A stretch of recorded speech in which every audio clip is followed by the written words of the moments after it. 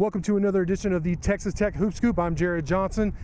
Here outside the USA, just after Jarrett Culver's announcement that he will be declaring early for the NBA draft. I think that comes as no surprise to most who've been following the program, and really where prognosticators have Culver going in the draft.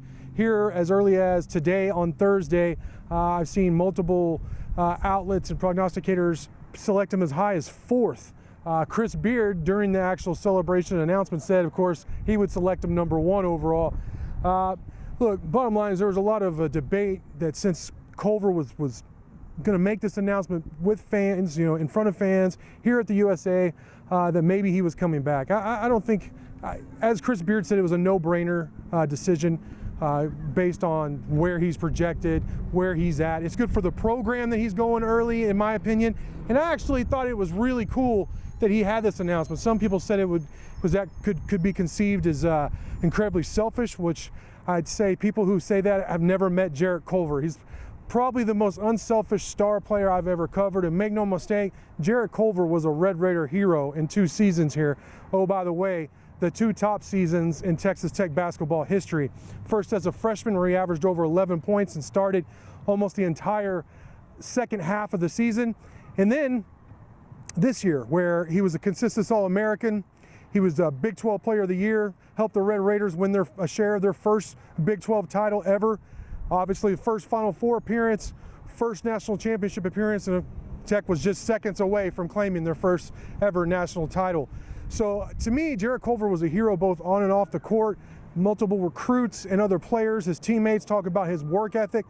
And just the, I don't know, half a dozen to a dozen times where I had access to some practices, I noticed that he was more times than not the last player to leave the court, always putting more and more shots up. I'm very happy for Jarrett Culver and his family, which if you get an opportunity to meet the Culvers, just a tremendous family.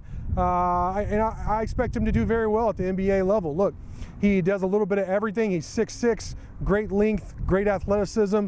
He could score inside. He's great operating on the low and mid block, mid post.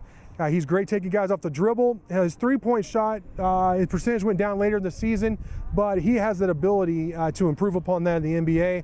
And then also, while he's great at creating for his teammates, his turnovers were a little high over the course of his career, but both of those flaws are easily correctable. He brings so much to the table, which is why Jarrett Culver is going to be a multimillionaire and NBA player here very soon. So NBA draft is June 20th. Before that, he'll go to the NBA Combine in May in Chicago.